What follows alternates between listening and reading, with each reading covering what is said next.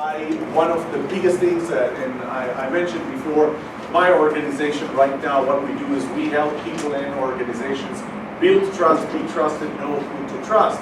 And one key element in being trusted is no BS. When you start bringing in BS, that's when people lose trust in you. The second thing I'll tell you is that see, I scared one already. This is what was happening in my office in Israel. People would just leave and say, I have a bad idea, but this needs to be your conclusion, because I'm not perfect in knowing what business is good or bad, but I'm pretty good, darn good in asking the right questions, and we're going to go through some of them today, especially in the area of marketing and sales, top down and bottom up. The last thing I want to tell you is what I tell my students in the first 15 minutes of this class. What I tell them is, just out of curiosity, nobody here is in for a grade, right? Nobody here is getting a grade on anything, on any coursework. Because what I tell them is, it is going to be in order of magnitude easier for you to get me to give you an A for this class than to get me to say, great job. And I told you that over the phone. Because to me, if I tell you, great job, there are two problems with that. One is, what if you don't know that what you have is a bad idea? You have a bad idea or a bad implementation, bad something. If I say great job and you don't know that it's not, you know what I just did? I just caused him to spend a lot of his time, energy, money, and then he's going to start spending the money of his friends and family. And at some point, guess what? Rubber is going to hit the road, and the customer really doesn't care about you personally. All they care about is, do I get more value than the amount of money, or the value that I attribute to the amount of money that you're asking for, so that I'll get that value. So if you don't know that what you have is a bad idea, then when I say great job, I'm misleading you. And that's the worst thing that I can do. Now, the flip side of it is, what if you know that what you did is not a great job? You know that it sucks. And I say, what's your name? Recenture. You couldn't come up with an easier name. I'll call you George. Okay, no, Recenture. So, if I say what you have is a great job and you know that it's not, then one of two things. Either one, I am too incompetent to know that what you have is not good, or two, I know that it's not good, I'm just saying it. Either way, do not trust me. So what I learned earlier in life, and especially now when I got to this stage in life, is there is no time for BS. Okay, so I'm not going to spend time on BS with you. I'm going to bring you to some of the basic things that we typically skip over. We go immediately to, can't tell you how many of my students, we're going to actually have an exercise over that.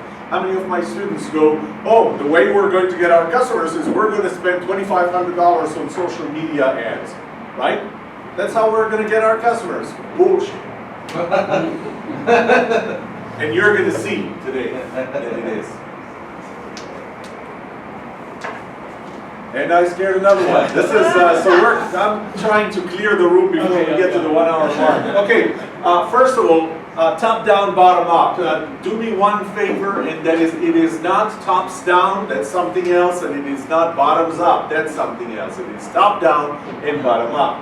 And the way I look at it is, there is everybody in the world. This is the biggest pond you can ever have. This is 7 billion people on this planet, going on 7.8 billion people. That's assuming that there are no extraterrestrials that we can serve with our products and services as well. But this is the maximum you can have. By the way, there might be 7.7 or 7.8 billion people on this planet. Nobody says that you can only sell to each one of them once. You can sell more than once. It depends on what you're selling, right? This is where we start at the top, and this is how your marketing works. Your marketing needs to define who is it that's the best customer for your product. Because you know what? One of the biggest mistakes that we do in marketing is we say everybody can really use our product. You know, one of my mentees, and I'm going to use you again, one of my mentees built a company. Her name of the company is Curlay. I don't know if you know her. She is actually here in the Incubator. She's an undergraduate student. And her product, or the product for her company, is hair products for dark, curly hair. Can you use that? No. Not so much. You can't use it either. You can't use it. You don't have dark curly. You can possibly use it. And when we started talking about that, she said, well, a lot of people can use it. But if you don't focus it on the person that can use it in the back there, he has black curly hair. That's who her products are for. Focus on him. Sell to him. Find him. Define your market. Don't go after everyone. Forget everybody who can use your product and focus on those who get the most benefit from it. But there's the other side. How do you start with customer one? You know what? Do not put on your business plan that you're going to have 1 million transactions in year one, unless you can show to whoever is reading your business plan how you're going to reach 1 million customers or 1 million transactions in year one. And in some businesses you can. You start with customer number one, and we're going to have a little exercise over there. This is your bottom up, this is your sales plan, this is your top down. And another thing that I want you to think about is, in year one, this is where you're thinking. In year one, you're starting from customer number one. In year 5, you're going to reach your target customer base. Are there customers that are beyond this? Yes, there are customers that are beyond that. Because at some point you're going to say, you know what, I'm going to try their hair product and see what it does to me. He bought something. Why do I care? We made money, right? But we're not targeting you. When you start thinking about your first 5 years, what I want you to think about is, in year one, how do I get customer number one? And how does the fact that I have customer number one helps me get customers number 2 and 3 and so on. We'll talk about that. In year 5, allow yourself to say, this is the size of my market segment. Not everybody is in your market segment. Not everybody between the ages of 35 and 45 is in your target market. Okay? We need to find those who get the most value. And we'll talk about that. The next step, after year 5, now let's start thinking about what else can we offer to grow our market. And I'll talk more about the strategy. So again, kind of in a very other simplistic way, marketing actions, the way you define that top line, that year 5 line, is all about segmentation. Now, I know that what you see here, you see Hispanic, you see African American, you see Gen Z, you see non-Hispanic. Typically, this is what we do, and that, I would say, is typically wrong. Because you are defining people by characteristics, and that's an important comment. You're defining people by characteristics that have absolutely nothing to do with your product. The way you define your target market is with characteristics that see the most value from your product or service. Whenever I say product, I mean services as well. Okay? Sales, on the other hand, deals with how do I actually get them. Okay? This is who they are, who all of them are, but this is how do I actually get them. Okay? This is how they mean. This is how top-down meets bottom-up. Now,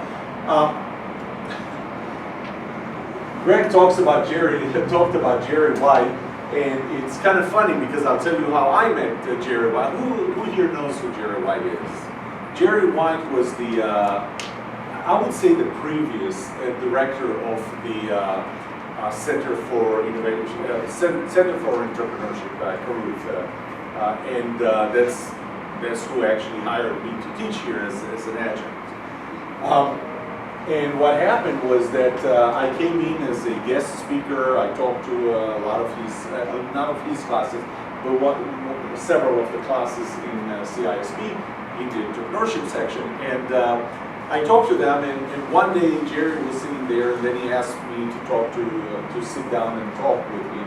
So I talked with him, and he asked me if I would have asked you to put together a class on how to evaluate if you have a good idea, what would you do? And it's funny because I had just been given a keynote for Startup Weekend, and I tried to come up with how do I break down what's a successful business, and I came up with this model.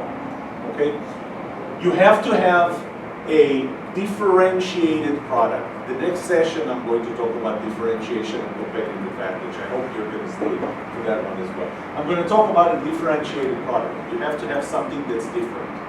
The reason you have to have something that's different is because if you don't have something that's different, nobody buys from you. You're the new guy. You have something that somebody else who's already established in the market is selling. Why would I buy from you? So you have to have something that's differentiated, that offers a unique value to a unique set of customers. Not customers between 35 and 45, not by age, not by income, not by race, not by gender. It's by specific characteristics that see the value in what's unique about your product. Not that they see the value in your product, they see the value in what makes your product different. Okay? That's key. Again, I'll talk more about that in the other session. Then you have to have competitive advantage. Now I'm going to tell you something that I will tell in the next session, the difference between your differentiation and a competitive advantage. Differentiation is what opens the door and lets you into the market. If you don't have something that's unique, the door doesn't open. You can't go. You can't go in there.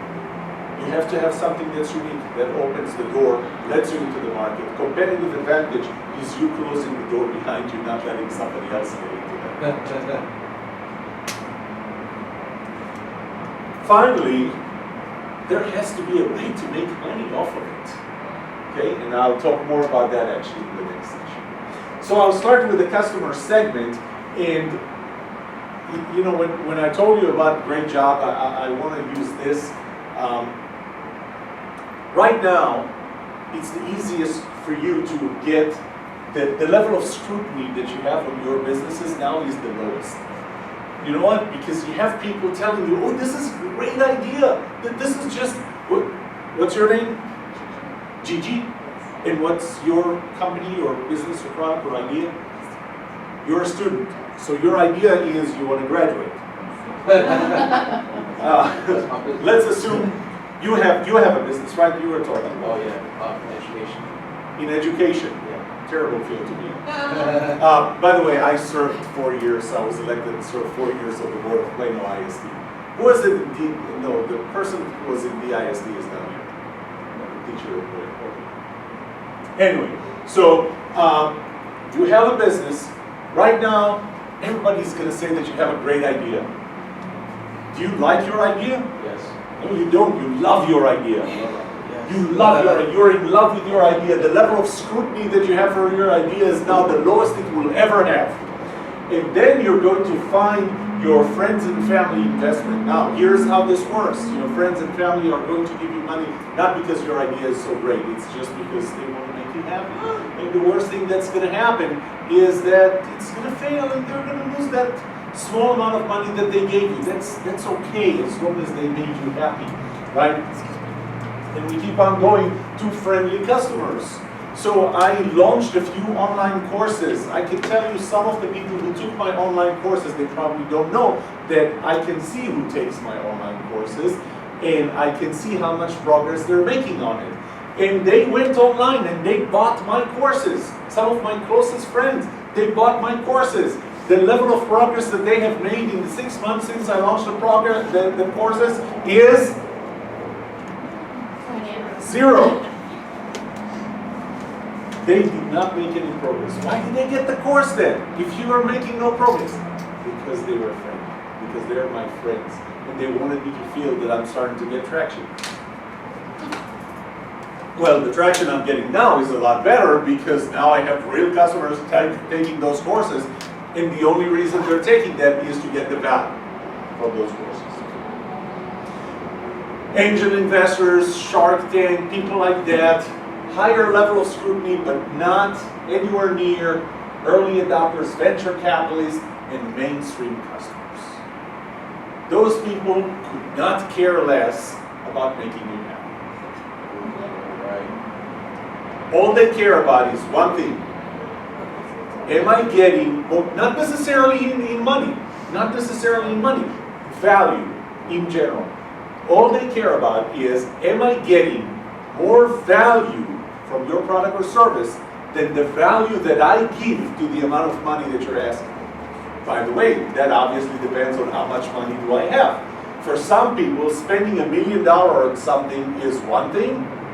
For other people, spending $1 million is more than everything they have. Okay? Or even $1,000. These people care about value versus cost. Period. Of course, when you go through your IPO, that's when, again, level of scrutiny is the highest. By the way, as the level of scrutiny goes up, the level of emotional attachment to your product goes down. Highest level of emotional attachment here, right? Yeah, no, you are attached to your product. You like your product. You love your product. And as we go up here, there's a very low level of emotional attachment. I'm going to ask you a question, okay? And this is going to be an interactive part. So instead of breaking this into a session and then a workshop, I have a few exercises that I want you to do on your own businesses right now. Is that okay with you? We're going to stop at 11:30, I believe. We have another hour. And so I have a few exercises to do. Here's the first one. I have $1 million question for you. You will get $1 million right here, right now. An investment in your idea, in your company. If you can find a customer that would be willing to pay the full price of whatever your product, whatever your service is, they're going to be willing to pay the full price, but they're not somebody that you know. They never heard of you before. Can you sell it at a full price? So don't give me, oh, I'm going to give them a discount. You know, one of the stories I don't want to say that I like about startups is we're going to give them this for free just to get our foot through the door. Let me tell you something. If you give something for free, that's the value that they're going to get out of it. The reason they're going to use it, they're probably not going to use it. They're just going to, have it and never use it because you get what you paid for, right? So no, we're talking about somebody who gets full price. Yes, and I need you to describe who this customer is. Tell us who they are, why they're buying, why are they buying your product and not any of the alternatives? Because they have alternatives, okay? So I want you to think about that. We'll spend 5 minutes on that, okay? Each one of you in your company, I want you to tell me who this customer is, and remember that there's $1 million at stake. But I want you to be able, after you come up with this name, I want you to be able to feel sure that if you found that one person and you went to them and you said, this is what we have, this is how much we charge, they're going to say, when can I get it? Think about that. Let's take 5 minutes.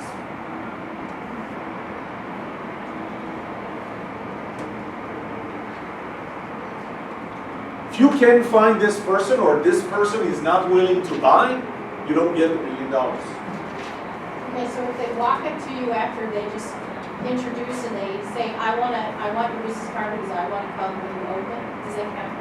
Yeah. Okay. Well, no, I take it back. Okay. Let's say that you have already opened your first facility. There we go. Okay? The first facility is open, doors are open. Who's the first person you're going to call, and you know that they're going to buy? Your membership, or I don't remember how you were selling.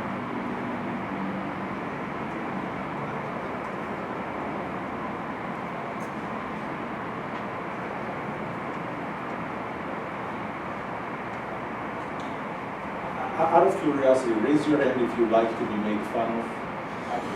Would you like to be made fun of? Okay, then come up with answers like between 30 and 45, making $75,000 a year, millennials, or this. Come up with this, I'll make fun of you, I promise.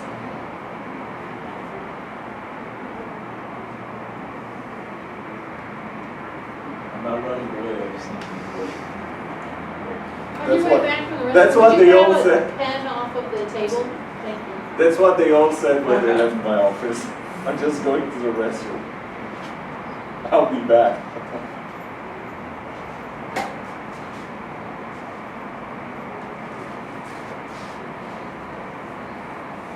While you're doing that, I will update my mother-in-law that my wife is on the plane and the plane is up in the air.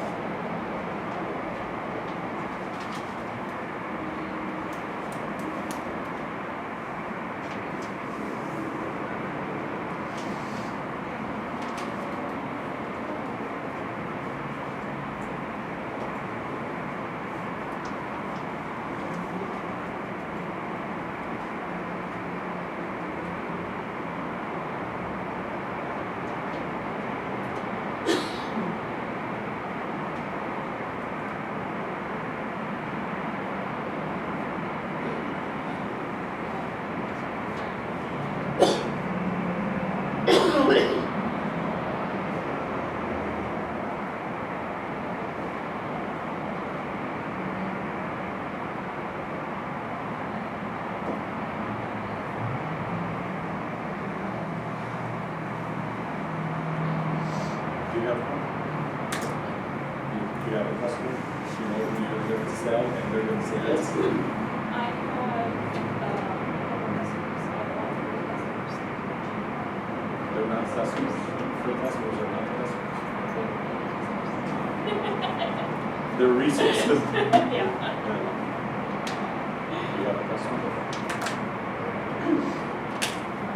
Who has the customer? Who has to find a customer? Okay, we don't need to do 5 minutes. Thank Okay. you. What's your name? Dimitri, Dimitri. Who's your customer? high school vending operators. That's a definition. What age are they? Well, they range from. The answer is who cares? Yeah. Okay, tell us a bit about what your product is and why is that they care about it. So my product is a mobile app that gives customers the ability to rate products on what they want stocked in their vending machine. So the main reason that customer would be high school vending operators. They just stock products according to what they think they're like, but their students actually tell them exactly what they're like in the machine. Then their return on investment will be much larger because they're not spending money on something that they're not going to sell purchase. Okay, Dimitri, before I give you the $1 million, one more question. Yeah. How do you find the first one? Oh, I found many, but I go and find online and I go pester them until they agree to do it. Did they get somebody, did you already get somebody who said yes, I'll do it? So I have this is something that I already have here. I'm doing SMU, but I don't have a high school. Okay, it's interesting that you said high school. Why high school? I mean, there are a lot of vending machine operators. It's because mostly the teenagers are going to be the ones that's going to use the app, and they're going to be the ones that are going to want to win money. And it's kind of a win-win situation because not only are they using my app, they get a chance to actually win some cash by using it. This is what I'm talking about. This is what I'm talking about. You didn't come up with between the ages of 30 and 45 making more than 75,000 and whatever. Very specific. Very good. Who else? Who else wants to share? Kathy. So high school student who just joined the golf club after school. Say it again. The new client is a high school student who just joined the golf club after school. High school student. Why high school student? Because they want to play at night after they get off work. Okay. and the competition is closed Where do you find your first one? at high school. Going after the golf club. Will they let you into a high school? Yes. Actually, this is not Israel. There are no Yes. fences around the Yes. schools. You Yes. just go into the high school. Yes. Okay. I go through the clubs, the Department of Sports and their golf community, so. Okay. Gigi. Catherine, Who? Catherine, I'm from Burundi, so baking that Making Burundian food. So, Catherine. Oh, caterers. okay, catering. You're making the food, but so are the caterers. Aren't you competing with them? No, I have people like I have Wait, the caterers, wouldn't they be your competitors? So, but those are the people that you want to sell to. Are you selling yourself out of a business? No, I'm selling food back to foods and you can find like anything like that here. Okay. But the person that you're getting $1 million for, identifying as your customer, is a caterer? No. Helper. She's making very unique Burundian food. I wish there's anybody here makes Romanian food. So I used to have that. My parents were from Romania, and there was one restaurant in Edison. Not anymore. Can you make Romanian food instead? I don't know what Burundian food tastes like, but Is there so. a big community church? A community church for Burundi? Who would you sell to? Is this to individuals? Is this going to be, what's your model on delivering their food? Pretty much I think we have events. So you are going to cater Yes. for events? Yes. Okay. So definitely caterers are not your customers. No, pretty much I think that influences my customers. Okay. So where do you find the first person? So we're talking about somebody who's putting together an event. I would go like maybe I can start with going to an event with samples. Can go to like maybe after church, to like after church and like sample. That's your marketing. That's your marketing strategy. But how about who the customer is? Who's buying from you? It's not going to be me.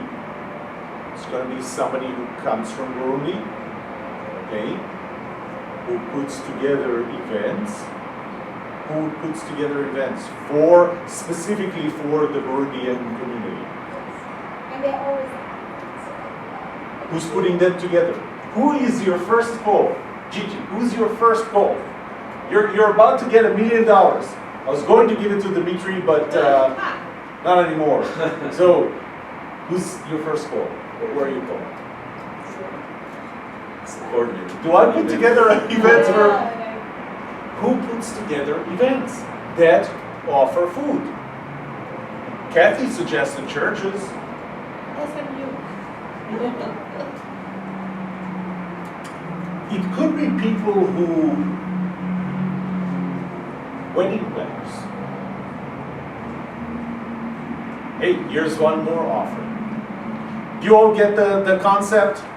You do not define your target market, your year 5 market. Remember, we're kind of focused on year 5. We're going to start with first customer, your first call, but we're targeting year 5. You start with who is it that sees value in that. Me, I'm looking for Romanian food. So if you offered it to me, you wasted a call. You wasted a call, you didn't make $1 million. Find the person who you're going to make the call, and you're going to have the highest probability of actually getting them to say, oh yes, we're looking for just that. We see the value in that. You can't sell the value to me because I don't really know what Burundian food tastes like. So maybe I'm willing to experiment, but you don't sell to an individual, you sell to people who put together events. I don't even put together events. So you see, you lost me on several times, and you lost your $1 million because you made your first call to me. You have to be thinking, who is the person that I'm going to make one call and there's $1 million at stake in closing a deal. At full price, I don't know them and they don't know me. Does that make sense to everyone? This is how you define your market. People are different. And people are different not just in terms of age and everything else. I mean, even if you look at this picture here, this is a different person than this one. What can you sell this one? What can you sell that one? They are different and not just by age. Okay, next question. Very simple. Let's assume that you have, this time I'm just going to focus on a product company. You have a product company. You sell products. The product, whatever it is, costs you $100 to make. Okay? So you have to spend $100 to make one. How much would you charge for it? 300. I got 300.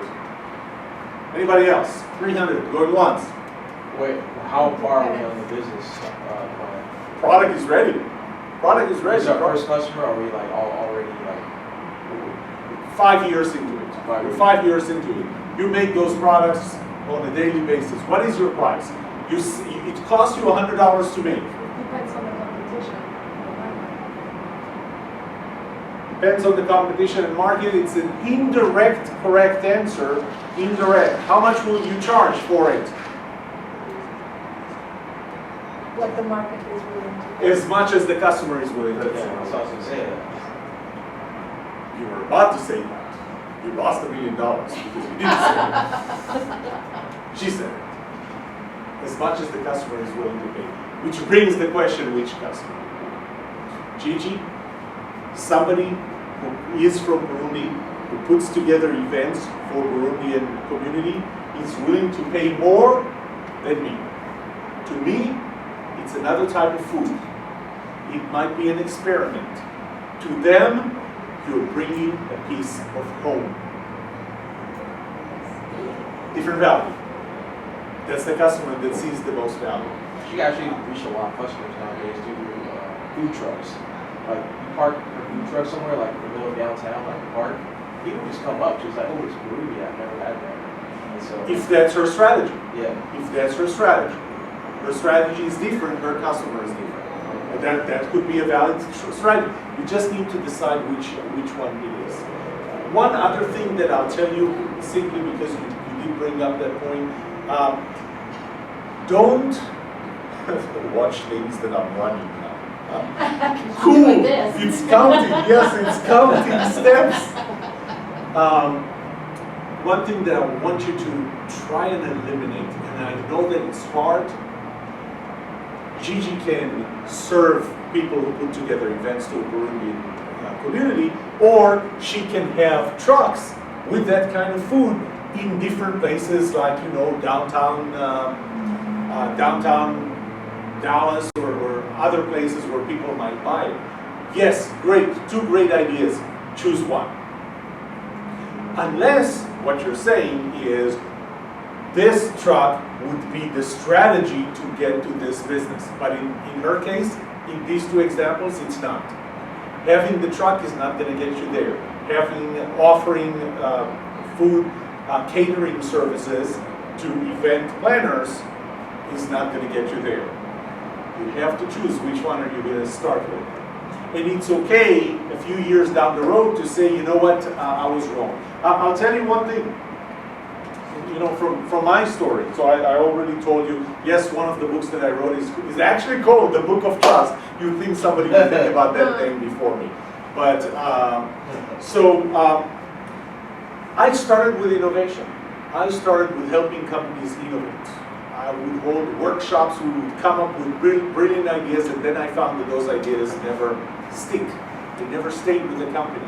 And so I kept on doing my research. At that time, I was doing my PhD research. And my question was, why are people so much more creative? Because I saw that. I saw that in my own startups. I was working in Texas Instruments too. And I saw the difference between how the levels of creativity are different. And so my dissertation, my PhD dissertation research question was, why are people so much more creative when they work in startups than when they work in large mature companies. 2 years of research, 348-page dissertation. Came up with an answer that I can boil down to 2 words: innovation, culture. They did not have the right culture. And so I started working with companies on building culture. And that's when I realized that the reason they don't have the 3 components, what I call the 3 components of culture, the reason they don't have it is because they don't have the foundation. If you want to start with innovation, you're starting to build a building from the 2nd floor. If you want to start with innovation culture, you're starting the building at the 1st floor. Who here thinks that we should start building a building from the 1st floor? Everybody. Well, then everybody's wrong. You start with the foundation before you ever build the 1st floor. And trust is the foundation. And I was at a junction, and I can tell you that every one of you is going to be at that junction at one point or another. There's going to be a fork in the road, and you're going to have to ask yourself, Gigi, am I going to offer catering services to people who put together events, community events for the Burundian community, or am I going to have a truck, food trucks, offering unique kind of Burundian food that you never get anywhere else in downtown Dallas? You're going to be in that fork in the road, and you're going to have to choose, am I going here or am I going there? But you're going to have to make that choice. So to me, at some point, I realized, wait, I've spent all my years helping companies innovate, and then, you know, innovation culture, we can say, is still tied to it. But when I start talking about trust, now this is a pretty significant diversion here. Do I make it or not? So I asked 20 of my closest friends and family, what do you think? Do you think I should stick with innovation, or should I change focus to trust? 19 out of 20 said stay with innovation. So I moved to trust. Never went back, never looked back. Okay, so find out which customer is going to benefit the most. Now, Gigi, I'm sorry, I'm picking on you now, because you had a very unique offering here. And I'm sure that many of you have unique offerings too, but both of them have value. Both of them have customers, different customers. Who are the customers for the food truck that you never thought about until now? Who are the customers for the food truck? Me. No, not the same. I'm 56. How often do you think I try new foods without consulting my doctor first? See now? And where are they? They live around downtown, or they work around downtown. See how we're starting to define them in terms of what makes them buy your product. Okay, I want to give you another example, and I'm going to go through this example fairly quickly. When we break down a product or service, the way we break it down is we break it down by the values or some specific characteristics that it has. So I wrote down 5 values, plus there's always price, right? And I would separate price for it. Now, here are 4 possible cars. There's the Volkswagen bus. This, believe it or not, is actually a BMW, but it's a tiny car, compact car, you know, very low fuel consumption. A Volvo, a very safe family car, and a Ferrari. Okay, I want you to think about that for a few seconds, because I'm going to ask you which one of you wants every one of those cars. So I need you to each pick up 1 car. Who's picking up this? You have 1. I mean, it looks like whatever. Anything like, let's say, for my business anyway. Okay, fair enough. Who's picking up this one? So let's be at least fair here. Nobody here is environmentally conscious and taking a car that consumes less fuel. We don't want this, man. Who's taking the safe family car? Who's taking the Ferrari? Okay. Which one, out of curiosity, which one do you think I would have picked? Ferrari? Who here thinks I would pick the Ferrari? What do you think I would pick, Richard? I think you picked the blue one. The blue one. How would you know if I'm asking you now to make a bet and there's $1 million riding on that bet? Ask me 3 questions that would help you determine which car I would choose. How fast How fast do I drive? Within the speed limit. I don't get tickets. Speed limit is the law to me. How many people do you take with you on the job? Typically just myself. My daughters are, one graduated from college, the other one is in college, they have their car. I asked you the right question, like, what kind of car do you have? What kind of car, what? What kind of car do you have? No, you can't ask me which one I would choose. But you have to ask three different questions. You already used two, or abused two. How many miles per day do you drive? The answer to the question. Okay, excellent question. Okay. I work a lot from home. There are days where I can drive 100 miles and days where I drive none. Okay, so you got the answers to those three questions. Based on that, I'm just going to ask, who thinks I'm going to drive this one? Okay, who thinks I'm going to drive this one? Yes. You make some, I would use the black one because you said you're a very conservative person. I actually had a Volvo in the past. Most of you thought I would drive the Ferrari, right? This would be the one that I actually choose. I wish they still made them. They do, they came Here's out the with one question. One question you could have asked that would give it away. What would the question be? Why do you need it? For crying out loud, what do you drive now? Right? Wouldn't that get you there? I drive an SUV. If I told you that I drive an SUV, wouldn't that be the first one that comes to mind? Yeah. See, you missed that one question. And that's coming. You need me? No, I'm just, yeah. You're just enjoying? I'm just enjoying. Okay, so, but here's the thing. You notice that even in this classroom, we had people choosing the different cars, with the exception of the, can you mark, by the way, there's no environmentally friendly or conscious person in this room. Nobody wanted to, don't raise your hand now. Nobody wanted the electric car, the Prius? The tiny, I drive a hybrid electric.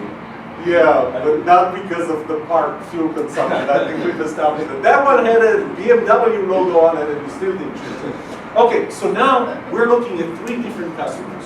Here are our three different potential customers. This one is in the top 1% earners, okay? Making a lot of money. She's an empty nester. Kids are not at home. You know, we're gonna make it a he, so that I'll help you choose a specific car. Empty nester, kids are not at home anymore. Don't need, too many seats in the car. Why do I need the car? For fun. I have two more cars that I use for work. I need a car for fun, okay? What do I care about? What are the values? So I'm starting to think about, if it's a car, what are the values that we're going to look at? The values we're going to look at are the purchase price. How important is the purchase price? Well, to this person, 5%. It's a $200,000 car. Okay, so what's your point? How fast does it do 0 to 60 miles per hour? Now, if you would have asked me what is the fastest you ever did 0 to 60 miles per hour, it could have misled you to what I chose, because the fastest I ever went 0 to 60 was 2.3 seconds. It was a motorcycle though. The brand, how important is the brand? Oh, the brand is, this is very important to me. 0 to 60 is very important to me. The brand is very important. Toyota, not so much. I need a brand. I need a BMW, Ferrari. Even a BMW is not enough for me. Safety. How much do I care about safety? I'm going 0 to 60 in 2 Yes. seconds. Yeah, a lot less than capacity. I don't care about capacity. Reliability. Let it be in the shop until they fix it. I have 2 other cars. Gas mileage. Really? Okay, customer number 2. Customer number 2 is just about the median in terms of income. 3 kids at home, family person, okay? To her, the purchase price is, I'm not gonna say 100%, but it's more important than to this guy here. And 0 to 60%, how important is 0 to 60? Who here drives a minivan? You drive a minivan? You're about to. How important is 0 to 60, Mary? Not important. Okay, so we're going to put it at 1%. The brand, probably more in terms of reliability, but we have reliability separated out here, even higher. Safety, how important is safety? How important is safety going to be for the car? Very a what? I said, yeah, it's important. Oh, it's a Porsche. I thought you said it's a Porsche.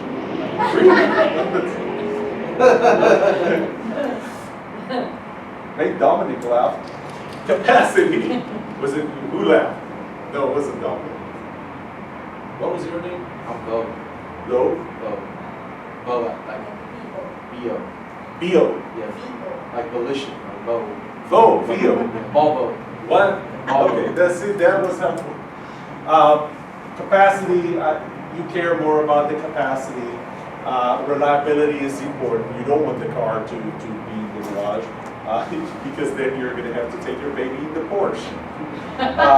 Gas mileage is more important. You know, you're going to drive around and so on. So this is customer number 2. You see that different customers along the same values have different importance levels.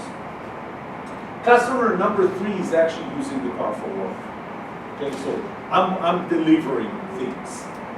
And so I have 2 kids. I'm in the bottom 25%. I barely make $15 an hour. Okay, I'm in the bottom 25%. I have 2 kids, but I don't necessarily take them in the car. I use it for work. What's important? Purchase price is important to me. What are the most important things? Gas mileage is really important because I drive a lot for work. Reliability is very important. I can't have this car down, right? Same values, same care abouts, different priorities for different people. This is how important it is to identify. Now I'm going to take 3 cars. And when I look at the 3 cars and I go, well, I have a Honda Odyssey, 31,000, a BMW M6, not a Ferrari, but a BMW M6. Anybody here thinks that there was a car, a better car ever made than the BMW M6? My best friend told me.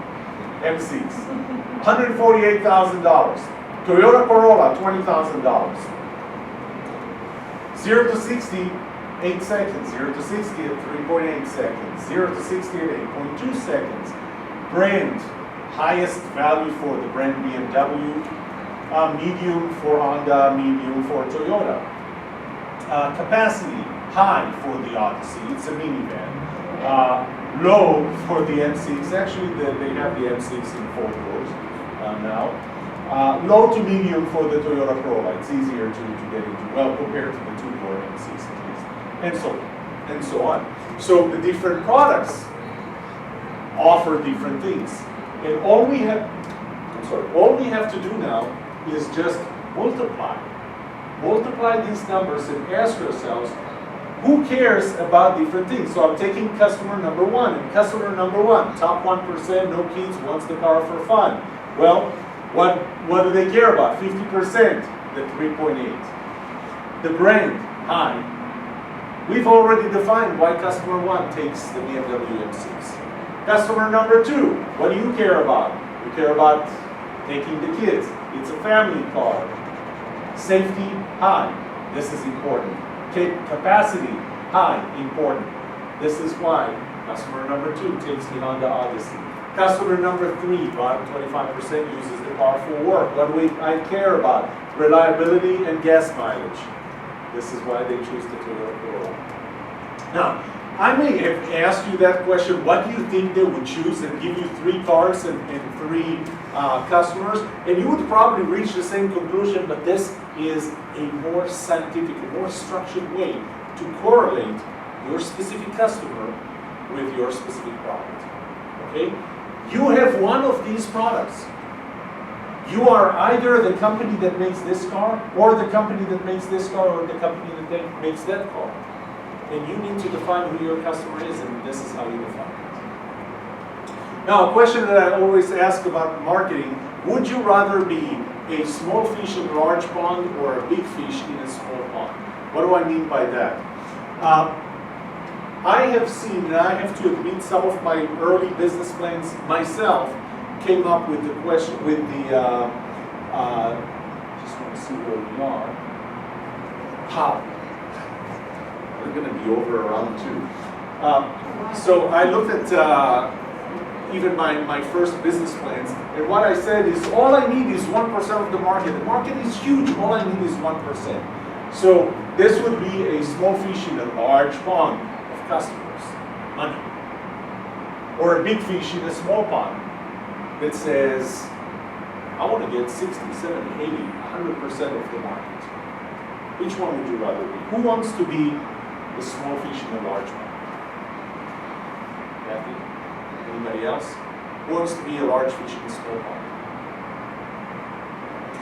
Okay, I'm going to give you a few examples. Microsoft makes software. So does DCS. Does anybody know who DCS is? Digital Combat Simulator. I'm one of their clients. How much do you spend on a PC game? I'm not talking about the computer or accessories, I'm just talking about the software. How much would you spend on a computer game? $30. $30? Okay. I have like $300 into this. $300. Because what they make, nobody else makes. This is how you get 100%. Do you want to try and compete with Microsoft on what they have? With no differentiation? Remember, the market door is going to be long. Anybody knows who Intel is? Yes, how about Silicon Image?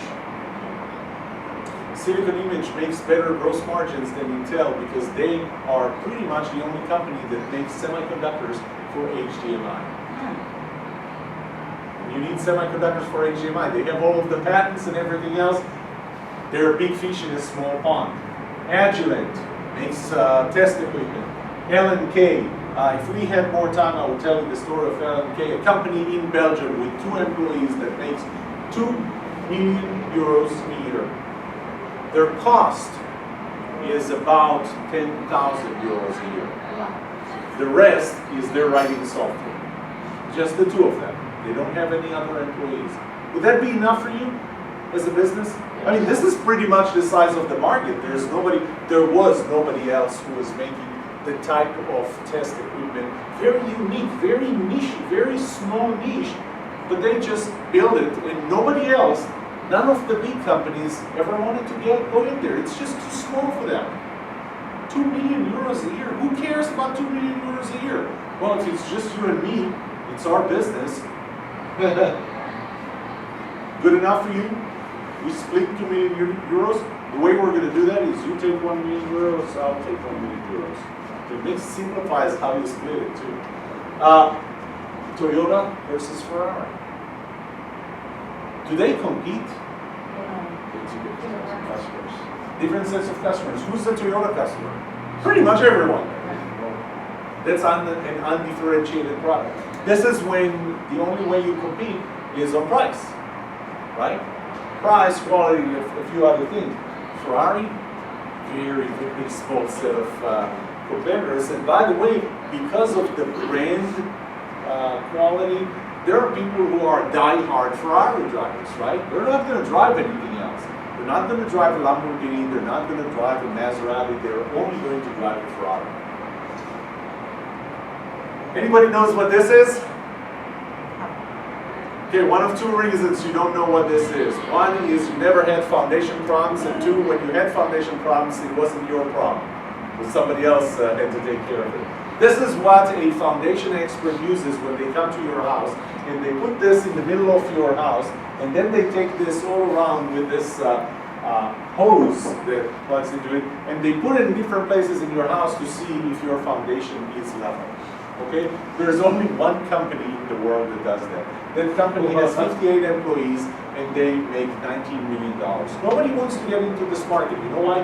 This product is good enough. This product does what it's supposed to. Their target market, who's their target market? What? Construction. Homeowner. Who said homeowners? No homeowner would buy the equipment.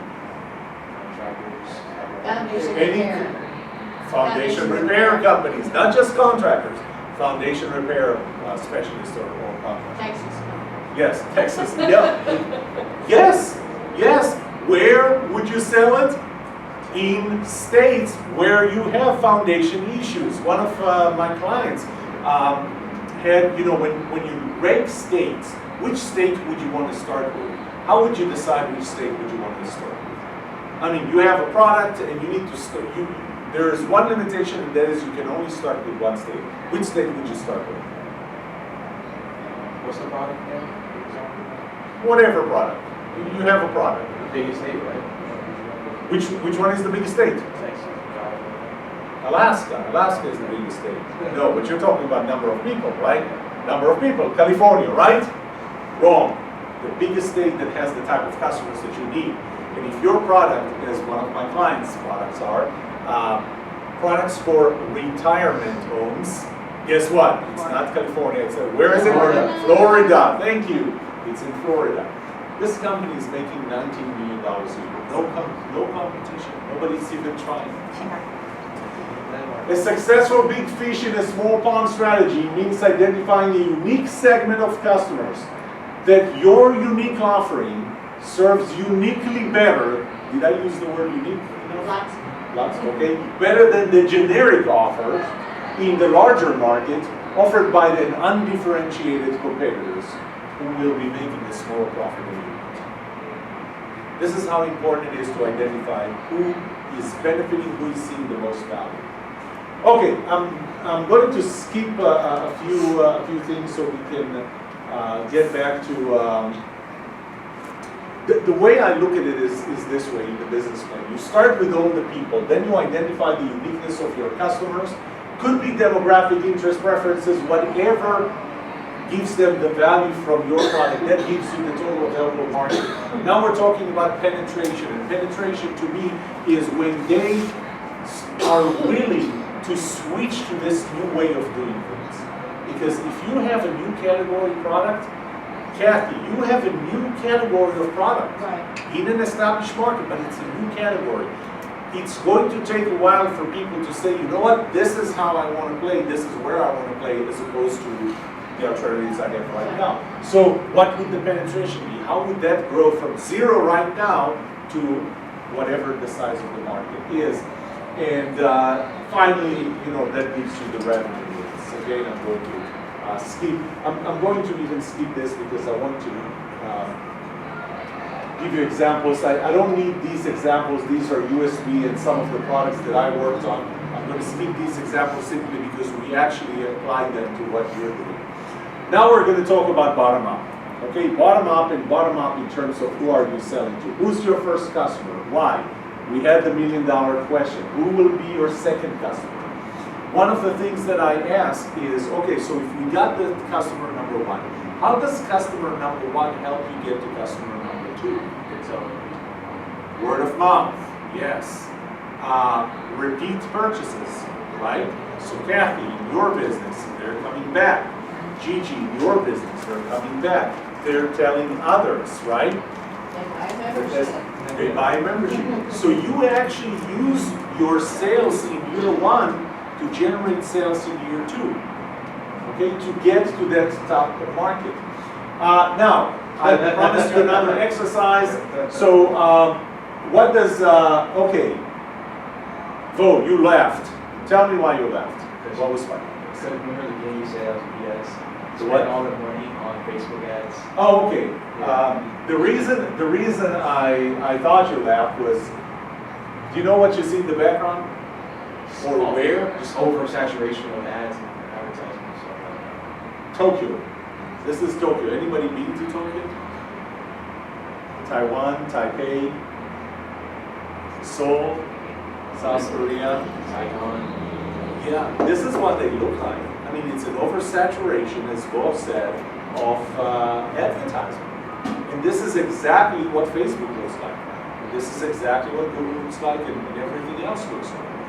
So when you tell me, what does $2,000 a month in Facebook ads give you, I ask you, what have you been drinking? Here's the second exercise. You know, typically I give 45 minutes to do this exercise. We don't have 45 minutes. So I'm going to give you 5 minutes, whether you find this online or you just at least explain to me how this works. You have a book on Amazon. Okay, I have 14 books on Amazon. You have a book on Amazon. The average retail price is $20 to the customer. Okay, this is not your royalty. The customer pays $20. Now, how many of you have $1 million at least in year 1 of your business plan? Nobody would have beat that. What? $1 million. $1 million in revenue. No? You'll be surprised how many business plans I see with like $16 million. We're going to get to $16 million in year one. Can you name the first customer? No. But I'm going to make $16 million in year one. Okay, so this is all I want you to make. I want you to make 100,000, which means 5,000 book sales. We already have the website. It's on Amazon. We have the link. Here is the link to my $20 book. I need 5,000 people to buy that book. How much do I have to spend on social media ads?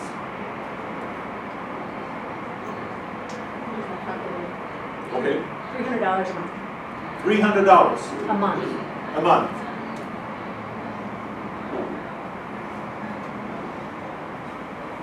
Are you willing to bet on it? Here's the deal. Hold on, Jen. no, actually, I will bet on $800 a month. $800 a month. Yes, I'll bet on $800. Here's this. I'll bet you. $800 a month would generate $100,000 in book sales? As it, with the rule of 9. Like if it generated every single month,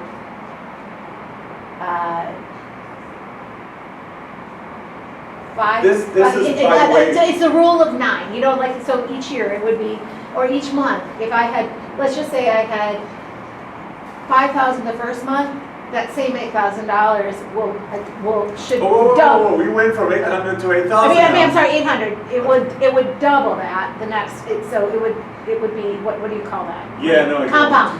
Compound? Not on books, because Okay. it's not like they're gonna get, oh, this book was so great, next month I'm gonna buy it again. Well, no, but you do have somebody refer it, and you catch people on. People do bring you buy the books though for other people. People, Yeah. like, they do recommend, That's right. yes. and You'd have a to build that referral. formula. I'm going to say that getting from $800 and letting it grow until $800 generates $100,000 is going to take like never. That's never going to happen. Here is how this works. And Just typically my students do come back, and you know what? My students always start with, it's going to be $2,000, so you're on the low end. I mean, nobody even starts with $800. We're $2,000, $2,500, $3,000, $10,000. And then I take them through this exercise. And again, we don't have the 45 minutes to do the research now, but I'll tell you, this is just an example. This is kind of the process, okay? You spend whatever amount on ads. What you buy is you buy views or you buy impressions, okay? Now, today what they let you do is to actually skip the impression. They say, we'll take care of the impressions. What you're buying is you're actually going to buy clicks, okay? So you pay for CPC, cost per click, okay? Cost per click can be 12 cents. Cost per click can be $16, okay? This is just so that as long as you see the comment on the left, this is hypothetical, okay? This is not necessarily true. So there is a CPC here that translates your $2,500 to a number of clicks. But you know what? They went to your website. And when they got to your website, out of 30,000 who clicked, 2,000 actually spent more than 15 seconds on your website. You think they bought something? No.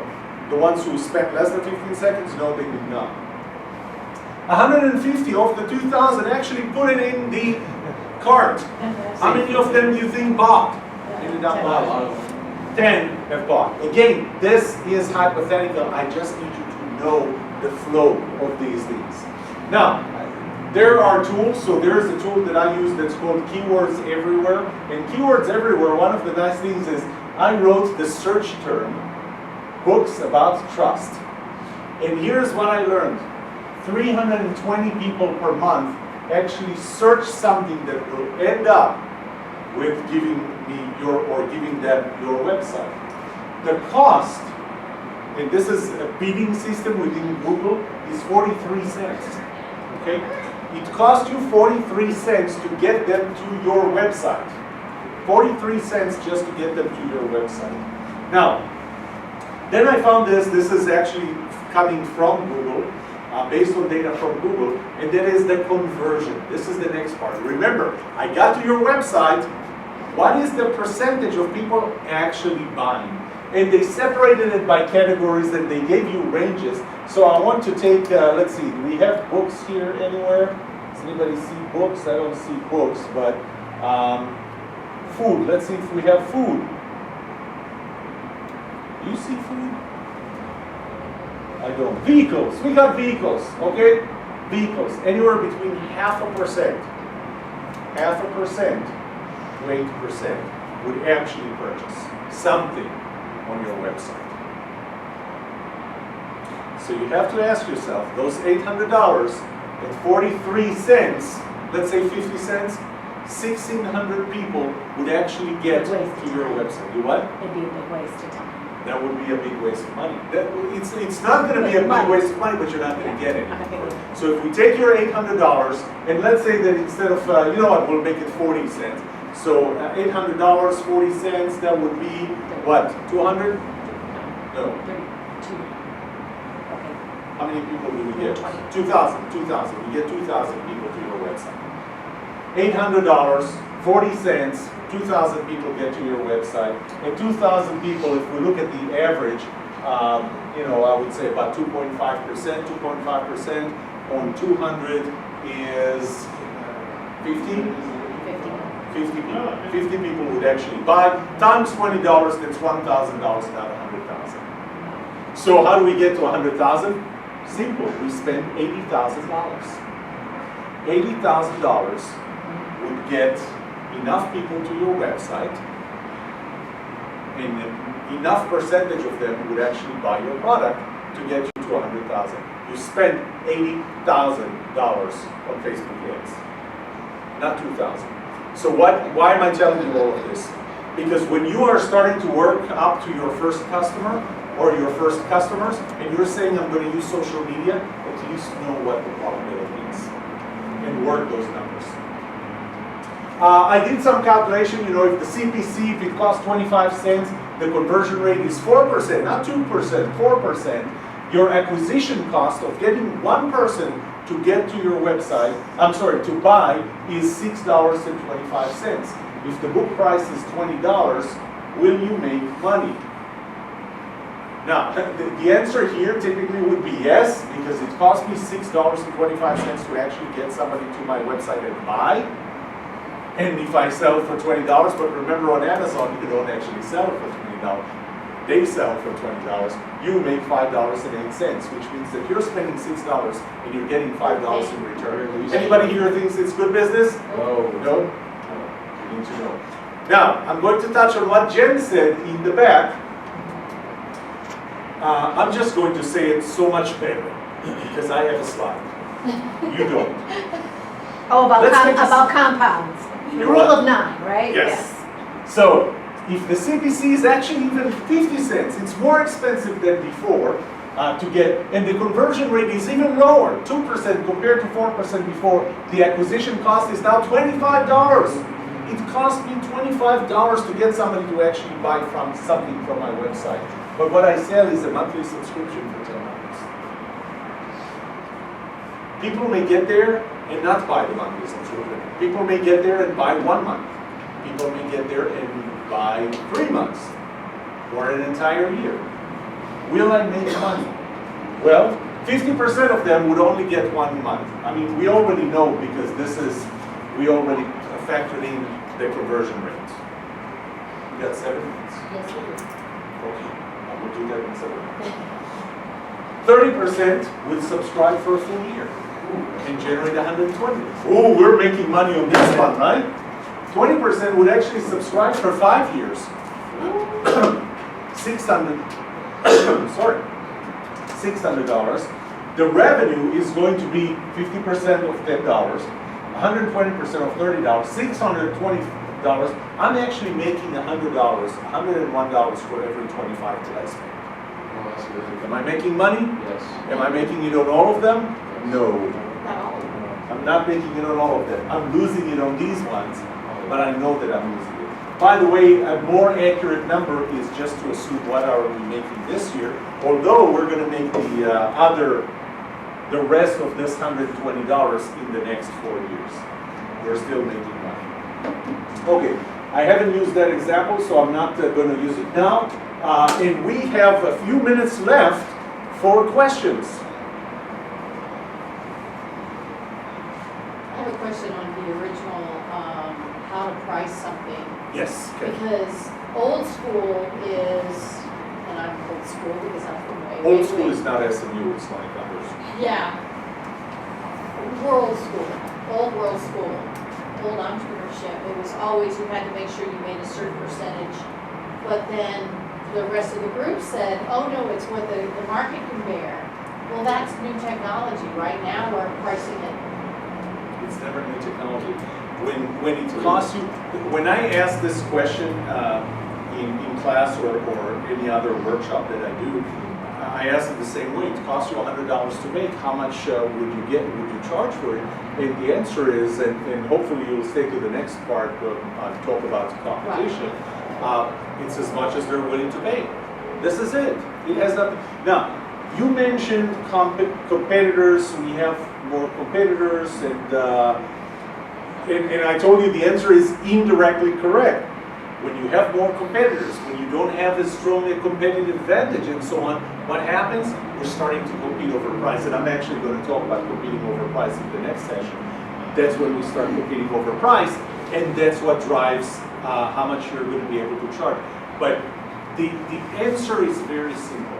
If it costs you $100 to make, you will charge as much as they're willing to pay. It has absolutely nothing to do with your cost, and if they're willing to pay less than what it costs you to make, don't make it. How Yes. are you promoting your books? I'm sorry. How do you promote your books? How do I promote that? Specifically me?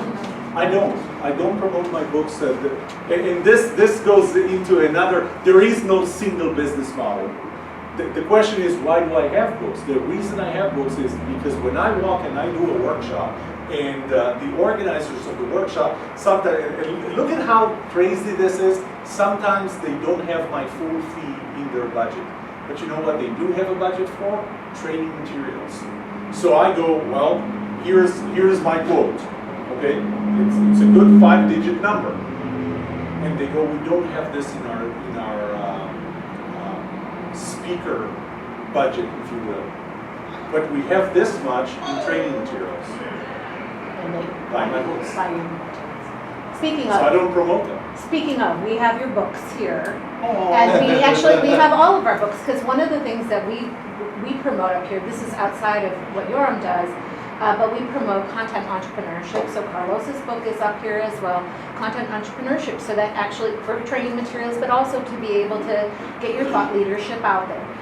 If you know, a lot of times to change people's mindsets or to change their belief systems or to get your ideas, your message out there, it's really good to have it in print. So anyway, we have books out there and opportunities to sell. We're going to be having book chats throughout the year here at the Incubator on the books that we have, so there'll be some sign-up lists out there, but I just wanted to plug that. Your book will be out there for people to do a book chat on, and some of our other authors up here as well. Excellent. And so that's how it gets promoted too. Yeah, and another reason that I wrote the books is I have short memory issues, and so if I go to a workshop, I need to read my books to remember what I'm talking about. No, but that's a great question. How do I promote my books? I don't. Why? Because I use them in a different way. So, you know, you probably don't know that, but Amazon now offers hardcover publishing. They got me in their beta program. And this, for me, fell apart when they said we don't have author copy prices. You know, if you're an organizer of an event, and you know that my book costs $25, and I can give it to you for $20 for your members, I mean, that's benefit, right? It cost me $5.08. I make money. It's just you don't have my fee in your budget, but you do have a fee for a training. Any other question? Camille is making me nervous over there. Quick question about the big fish and small pond. Big fish, small pond, yes. So hypothetically, let's say you want to get into that kind of like sector of business, but you feel like threatened by the big fish, you're also trying to feed big fish in that small pond. The hypothetically, like with the foundation tool, what if you like found an easier way to cut the costs and make it more efficient, like hire a computer programmer, do something that, just make it hypothetical. What if you created like an efficient and more costly way of doing what they're doing, and you try getting in the market? Is that safe? Is that smart? Or they're So gonna you try to want match to, you? your differentiation is price? Yeah, price and efficiency. What's the next session you're going to? I don't know. Stay here, because that's one of the questions that I'm going to bring up. The next session is about differentiation versus competitive advantage. One of the questions we're going to answer together is, can price be a differentiator? And I should even ask, when can price be differentiated? Okay, it's time to move. It's exactly 11:30. I hope this was helpful. Reach out to me if you need anything.